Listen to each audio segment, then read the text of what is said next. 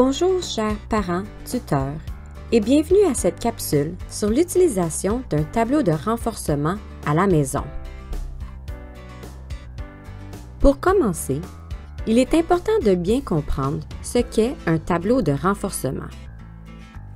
C'est un outil qui permet de modifier ou d'apprendre un nouveau comportement à un enfant âgé de plus de 3 ans en utilisant des renforcements positifs.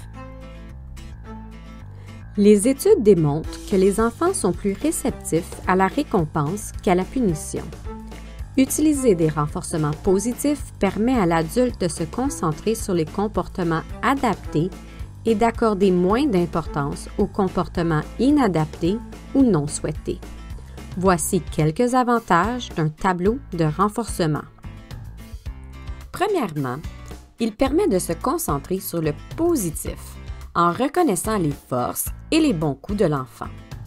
Par ce fait même, cela permet de renforcer et solidifier la relation avec son enfant puisque les rétroactions sont positives en offrant, par exemple, des félicitations et de l'encouragement.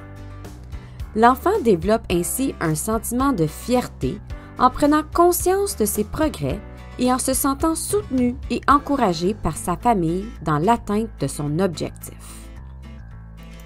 Finalement, un tableau de renforcement permet aussi à l'enfant de développer son sentiment de compétence et d'acquérir de nouvelles habiletés dans sa vie quotidienne, telles que la persévérance vers l'atteinte d'un but. Voici à quoi un tableau de renforcement pourrait ressembler. Une petite recherche sur Internet démontre rapidement qu'il existe plusieurs types de tableaux de renforcement. Cette capsule se concentre sur un modèle parmi tant d'autres. Les éléments clés du tableau de renforcement seront expliqués pour faciliter la mise en œuvre de cet outil à la maison. Avant de commencer un tableau de renforcement positif, il est important de créer le visuel avec votre enfant.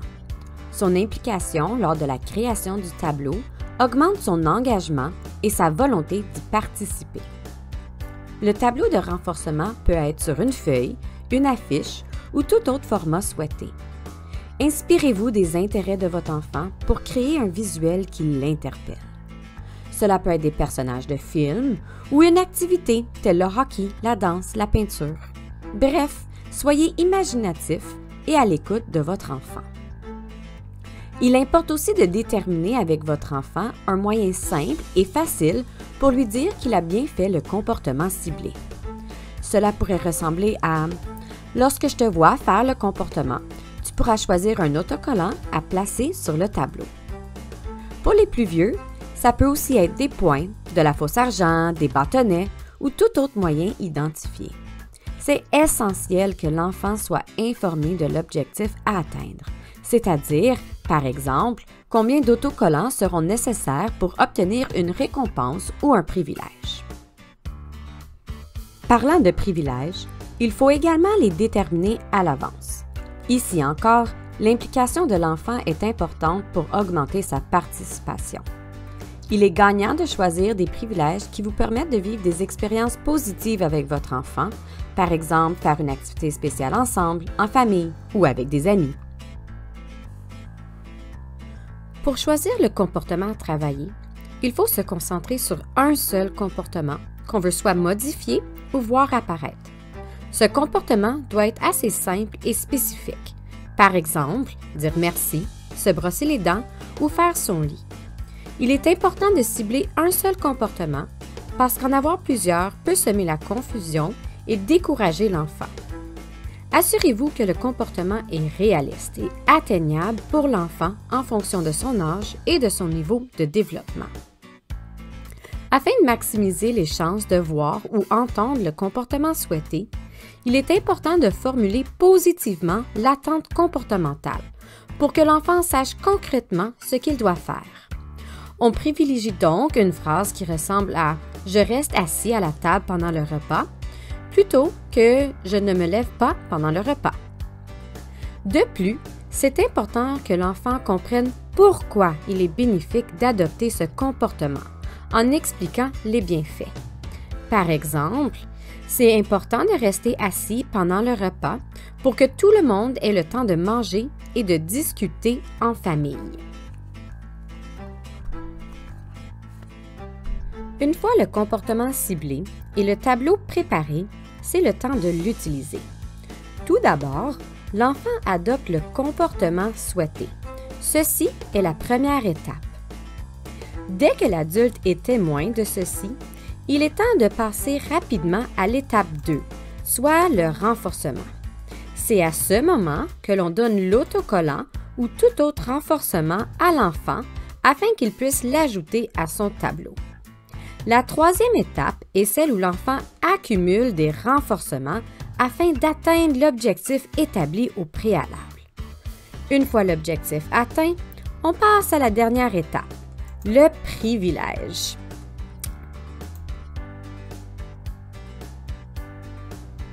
Pour maximiser les chances de vivre un succès en utilisant le tableau de renforcement, voici quelques astuces qui peuvent vous aider.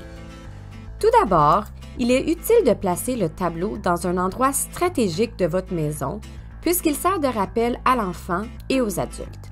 Il doit être visible, accessible et placé à l'endroit où le comportement se produit le plus fréquemment. Il importe aussi de donner rapidement le renforcement afin d'éviter les oublis et afin que l'enfant puisse associer le renforcement au comportement adopté. N'oubliez pas d'impliquer toute la famille. Effectivement, tous les adultes peuvent participer au système mis en place afin de créer une constance. Félicitez votre enfant quotidiennement et soyez explicite pour qu'il puisse comprendre pourquoi il obtient le renforcement. Par exemple, on pourrait lui dire « Merci d'être resté assis pendant le repas. Tu peux mettre un autocollant sur ton tableau. » Que l'enfant adopte le comportement souhaité ou non, continuez de faire référence au tableau et à l'objectif visé tous les jours pour l'encourager et le motiver dans ses efforts. Ce système ne doit pas avoir de temps limite pour atteindre l'objectif. Toutefois, si le délai semble trop long, c'est à l'adulte de réévaluer l'objectif visé selon les capacités de l'enfant. Il faut aussi s'assurer de donner la récompense ou le privilège rapidement une fois l'objectif atteint.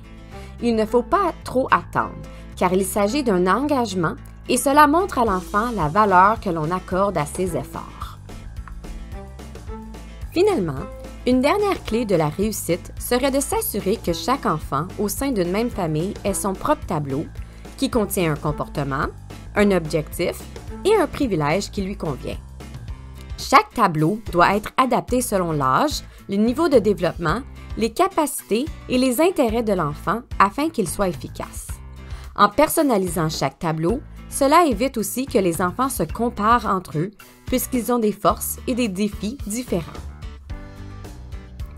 Même si la mise en place de cet outil paraît simple, il est tout de même possible de rencontrer certains défis. Si vous avez instauré cet outil à la maison, mais qu'il ne semble pas y avoir de changement de comportement, voici quelques pistes de réflexion à explorer. Est-ce que j'ai alloué assez de temps? Il faut faire preuve de patience, car cela peut prendre jusqu'à 21 jours pour changer ou former une nouvelle habitude. Ceci dit, si un même système est utilisé pour une longue période de temps, avec le même objectif et la même récompense, il est possible que l'enfant s'en désintéresse. Il est donc recommandé de revoir le tableau régulièrement afin qu'il reflète les intérêts et les besoins de l'enfant. On peut aussi se questionner au sujet du comportement ciblé. Est-ce que l'enfant comprend et est capable d'adopter le comportement? Le délai du renforcement peut aussi avoir une influence sur l'efficacité du tableau. Est-ce qu'il y a un délai trop long entre le comportement et le renforcement? Est-ce que le renforcement était explicite et immédiat? Au niveau du fonctionnement général de l'outil, est-ce que j'ai été constant dans son utilisation? Est-ce que le tableau est clair et attrayant pour l'enfant? Il est aussi possible que l'objectif visé soit problématique. Est-ce que le nombre de renforcements nécessaires pour avoir la récompense doit être ajusté? Est-ce trop difficile? Est-ce trop facile? Finalement, on peut se questionner quant au privilège offert. Est-ce que mon enfant a été consulté pour le choix du privilège? Est-ce qu'il est toujours attrayant pour lui?